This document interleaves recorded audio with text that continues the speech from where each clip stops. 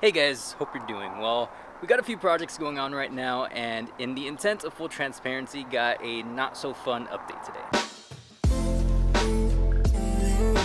So in my last video, Yvette and I were working on her Impreza, and in the background of that video, you might have noticed the headliner sitting right here. So this is the headliner that I did the recent video on, where I did the full 9 yards. It's wrapped in suede, has 450 stars, even did some stars in the sunroof section, and you can't see it right now, but I did add the little section for Yvette with a little heart. And I'm actually really happy with how this thing came out. It looks great, it feels great, and it's just really nice project. But it has one big flaw. It does not fit. So that headliner came from an MKZ. A lot of my interior parts, specifically around the headliner, are from an MKZ. Roof console, sun visors, roof handles, the dome light, even the sunroof cutout is the exact same dimensions as for an MKZ, but the headliner is not a match, and that was just not even something on my radar because, again, basically everything else on the car is from an MKZ, at least for that upper section. And I only found out because whenever I finished, working on this one, I pulled out the headliner that it has now, saw there was actually a size difference, obviously got very concerned. At that point, it was already past 2:30 in the morning, so I was pretty beat, and I wasn't really sure what to do.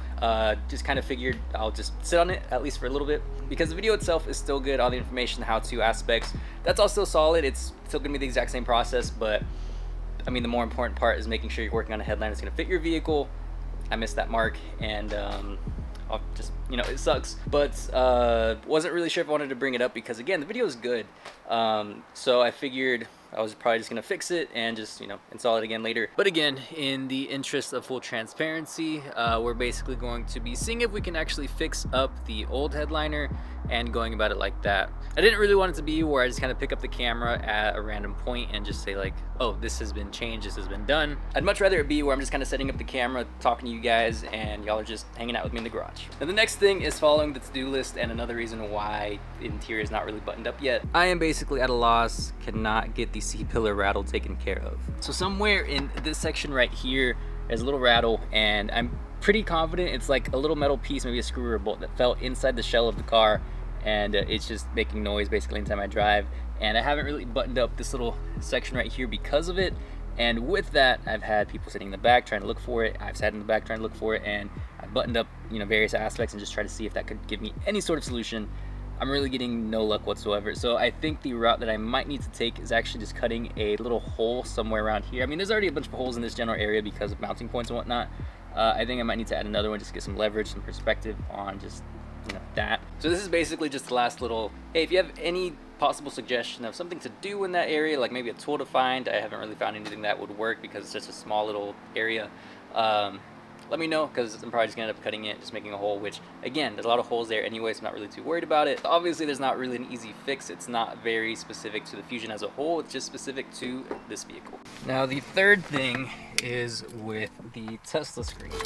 Well, the vertical screen from Phoenix Automotive, but the issue that I'm having with this is that it's not reading the car properly.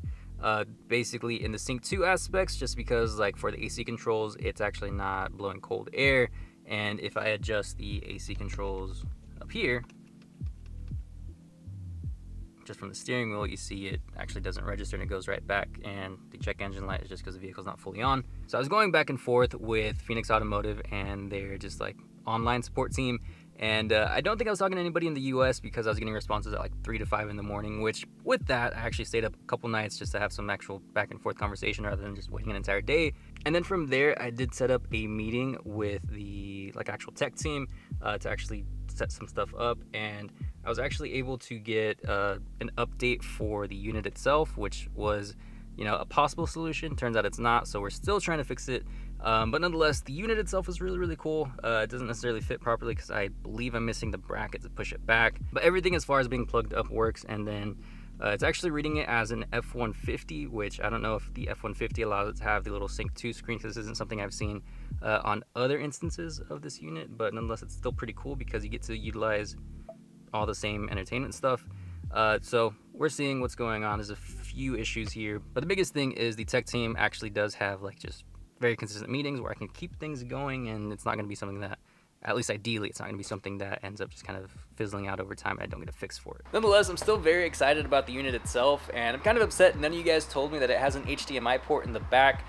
So like gaming consoles, video players, you can actually hook those up. And Yvette actually gave me the idea of setting up a Switch in there because I only have the Switch Lite, but she told me to get a dockable Switch, which is like the bigger one, because if that is in the vehicle, you can play however many people you can actually get on a Switch on that screen, which I think is really cool. Then on top of that, the RCA ports still function properly. As you saw, the Sync 2 screen is still like utilized. And if I can get both of those set up in the car, it'll basically be the ultimate gaming car.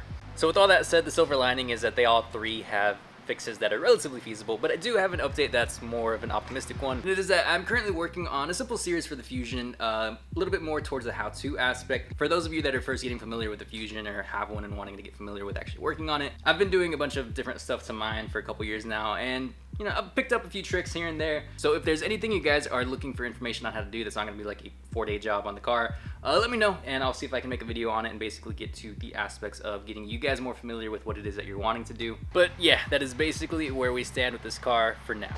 That's gonna do it for this video, guys. Thank you so much for watching. I hope you have a great rest of your week, and I'll see you in the next one.